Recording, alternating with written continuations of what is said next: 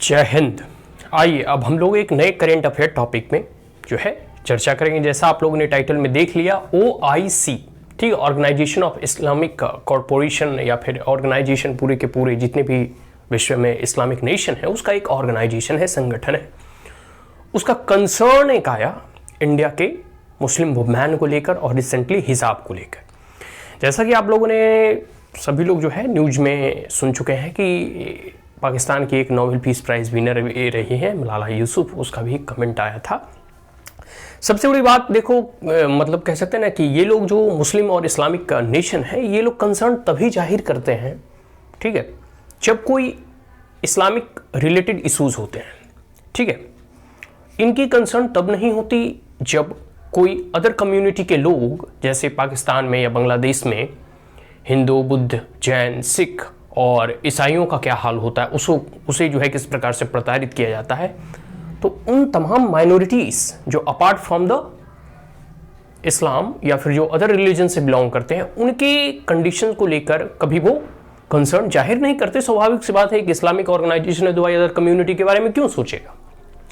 लेकिन सबसे बड़ी बात तो ये है कि जब आप ह्यूमन राइट्स वायलेशन या जो भी अदर चीज़ें कह सकते हैं कि बारे में आवाज़ उठाते हैं, या फिर जो आप जिस रूल्स एंड रेगुलेशन को आप चाहते हैं कि आपके कम्युनिटी को मिले, सेम रूल्स एंड रेगुलेशन और सेम राइट्स, और कह सकते हैं ना कि वह अधिकार उन तमाम कम्युनिटीज़, उन तमाम रिलीजन जो कि अदर देन द इस्लाम को फॉलो करने वाले हैं, उन्हें भी मिलना चाहिए जैसे जितने भी इस्लामिक नेशन है। लेकिन आप देख लो अफ़गानिस्तान में, पाकिस्तान में, बांग्लादेश में, या जहाँ जहाँ भी कह सकते हैं कि इस्लामिक नेशन है, वहाँ अदर कम्युनिटीज़ का क्या हाल है, या फिर अदर जो है रिलीजन वाले लोगों का क्या हाल है। जैसे अफगानिस्तान वगैरह में तो सिख एकदम विलुप्त हो चुके हैं, हिंदू वगैरह, जैन वगैरह तो कोई है ही नहीं, ठीक है।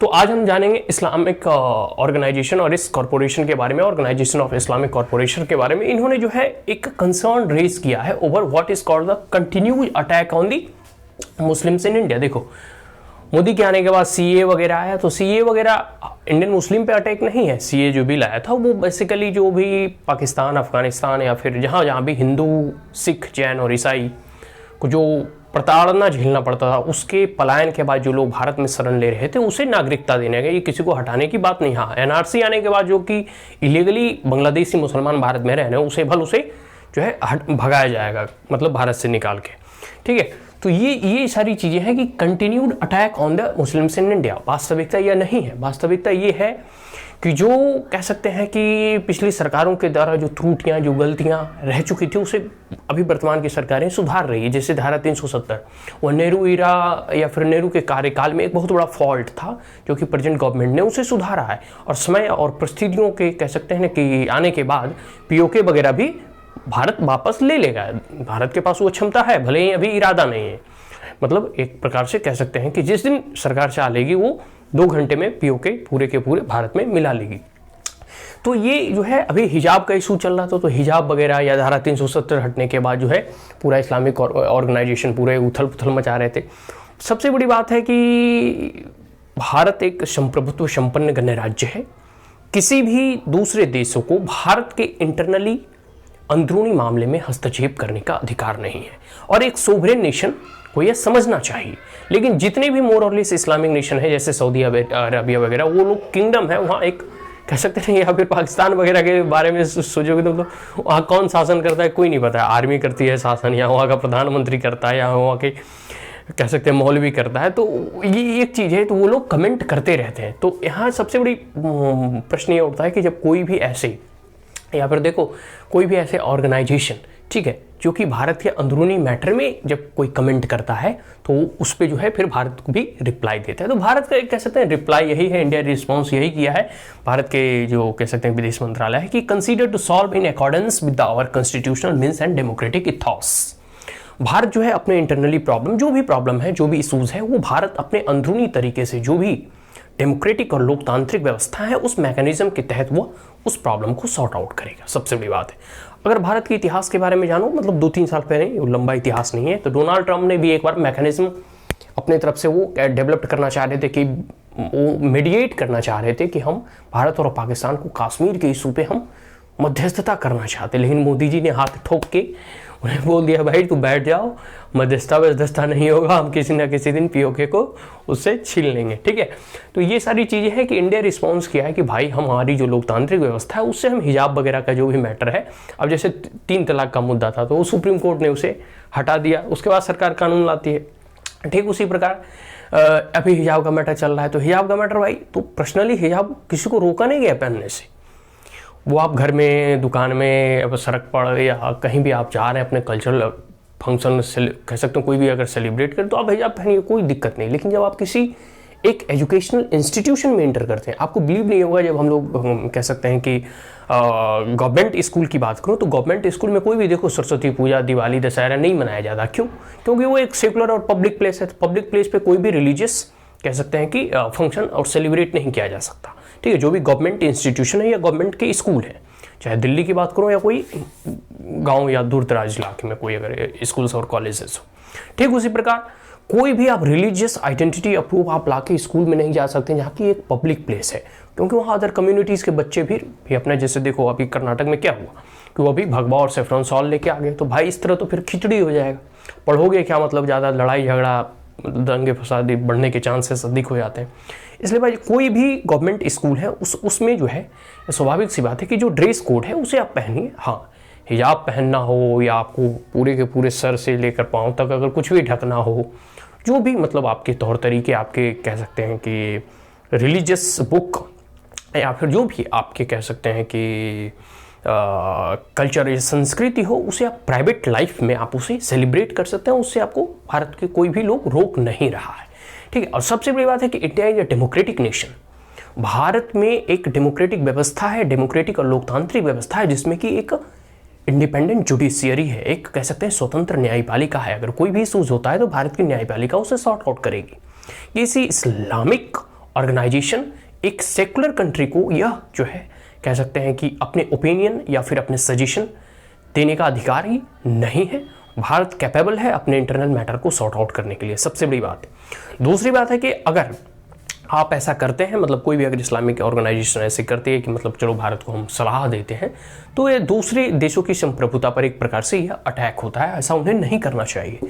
सबसे पहले हम इस्लामिक ऑर्गेनाइजेशन के बारे में जान लेते हैं। तो 1969 में इसकी स्थापना हुई थी और अभी एक 57 देश इसके इस संगठन के कह सकते हैं मेंबर है। ये collective voice of the Muslim लोग, मतलब जो जहाँ पूरे विश्व में मुस्लिम रह रहे हैं उसके कलेक्टिव वॉइस के रूप में ये रिप्रेजेंट करता है। Permanent delegation to UN and European Union, कह सकते हैं यूरोपियन यूनियन में और यूनाइटेड नेशन ऑफ ऑर्गेनाइजेशन में इसका परमानेंट डेलीगेशन है। सेक्रेटेरिएट की बात करूं तो जिहाद और सऊदी अरबिया में, ठीक है, इनका अपना सचिवालय है। सिग्निफिकेंस की बात करूं तो भारत और जितने भी अरब कंट्री हैं, अरब कंट्री में ऑयल है, तेल है, तो एनर्जी की रिक्वायरमेंट जो है भारत वहां से परचेज करता है ऑयल, ठीक है। एंड हमारा जो है यूएई, ठीक है, यूनाइटेड अरब इमारात के साथ और सऊदी अरबिया के साथ अच्छे संबंध है। देखते हो भारत के प्रधानमंत्री को सऊदी अरबिया का सर्वोच्च सम्मान भी मिला था। फिर है बांग्लादेश और मालदीव्स, जो हमारे 2 सार्क नेशन और कह सकते हैं इमीडिएट जो नेबर है, वह भी इसके मेंबर है। तो इस प्रकार से इस ऑर्गेनाइजेशन का ये सिग्निफिकेंस है और एक प्रकार से इस प्रकार से हमारे रिश्ते हैं। लेकिन सबसे बड़ी बात है कि भारत ना सरिया से चलेगा और ना कोई रिलीजियस बुक से चलेगा, और कोई भी सरिया को अगर इम्पोज करना चाहेगा तो वो यहाँ कामयाब भी नहीं हो सकता। फिर लोग कहेंगे कि इसे हिंदू राष्ट्र बनाओ, मतलब कुछ लोगों का जो सपना है कि गजबाए हिंद बनाओ, तो वो भी तो कहेंगे भाई इसे हिंदू राष्ट्र बनाओ। यही मतों पे तो कह सकते हैं भारत का विभाजन होता है इंडिया और पाकिस्तान का। सबसे बड़ी बात है कि उस वक्त जो भी इस्लामिक फंडामेंटलिस्ट थे वो पाकिस्तान गए और पाकिस्तान के आइडिया को, जैसे जिन्ना वगैरह, ठीक है, तो उन लोगों ने जो है इस्लामिक ऑर्गेनाइजेशन बनाया। अगर लगता है कि भारत में कह सकते हैं कि आपको स्वतंत्रता नहीं मिल रही है, आपको सांस्कृतिक आज़ादी नहीं, आपको धार्मिक आज़ादी नहीं, तो आप पाकिस्तान जा सकते हैं। उन लोग उस वक्त वो गए। लेकिन अभी भी भारत में ऐसे कह सकते हैं कि लोग हैं जैसे डॉक्टर कलाम वगैरह, या अभी देखो केरल के गवर्नर आरिफ मोहम्मद खान वगैरह, तो बहुत सारे ऐसे लोग हैं, ठीक है। उस और कह सकते हैं प्राचीन या मध्यकालीन भारत में भी ऐसे लोग रहे थे जैसे दारा सिकोह वगैरह। तो वो लोग ऐसे लोग हैं जो कि भारत में जो है अच्छे से रह रहे थे और अपनी कह सकते हैं कि धार्मिक जो भी उनकी पद्धति थी उसे वो मना रहे थे। लेकिन अभी जो जैसे तालिबान का राइज होता है अफगानिस्तान में, तो हर जगह अभी सोशल मीडिया का, डिजिटल कह सकते हैं कि इतना इन्फॉर्मेशन का ट्रांसफॉर्मेशन एक कंटिनेंट से दूसरे कंटिनेंट, एक देश से दूसरे देशों में फैलता है, जल्दी जल्दी इसकी प्रचार प्रसार होती है। तो इन तमाम चीज़ों के माध्यम से जो है फंडामेंटलिस्ट और कह सकते हैं रेडिकलिस्ट, और पाकिस्तान के द्वारा बहुत जो है ट्विटर हैंडल वगैरह देखते हो या फिर यूट्यूब वीडियोस वगैरह चैनल वगैरह जो है सरकार के द्वारा भी कई एक बैन किए गए हैं।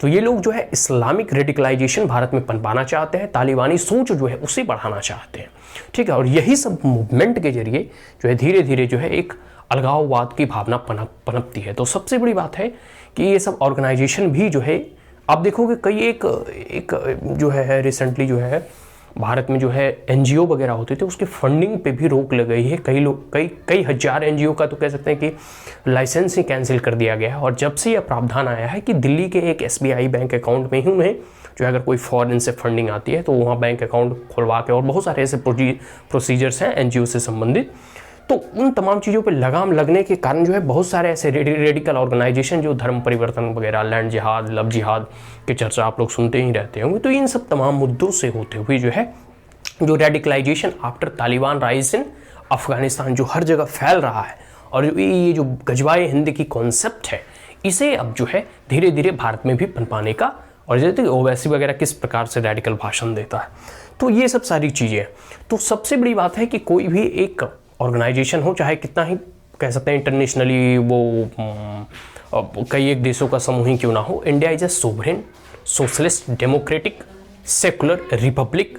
और सबसे बड़ी बात है यह संप्रभुत्व संपन्न गणराज्य होने के कारण यहाँ जो है कह सकते हैं कि डेमोक्रेटिक इलेक्टेड गवर्नमेंट है। सऊदी अरब वगैरह में क्या है, वहाँ तो सिलेक्टेड है, वहाँ तो किंग है, किंगडम है, वहाँ तो डेमोक्रेसी है नहीं। तो जो कह सकते हैं कि जितनी आज़ादी, जितनी धार्मिक और सांस्कृतिक आज़ादी भारत में है, वह विश्व के किसी भी देशों में नहीं है। विश्व के हर एक धर्म कह सकते हैं कि भारत में मनाया जाता है। तो ये सारी कह सकते हैं व्यवस्थाएं और खूबियां भारत की है, यूनिटी इन डाइवर्सिटी। तो इन चीज़ों को देखते हुए, और सबसे बड़ी बात है कि अभी मुद्दा जो है कर्नाटक हाई कोर्ट में है, वह उसके जो है जज हैं, जो न्यायाधीश हैं, वो इसके निर्णयों को लेंगे कि या जो है उन्हें कह सकते हैं कि हिजाब वगैरह पहनकर जाना है या नहीं है। सबसे बड़ी बात है कि हिजाब is not an essential practice of Islam. जो इस्लाम के 5 एसेंशियल प्रैक्टिस है उसमें हिजाब कहीं भी नहीं है।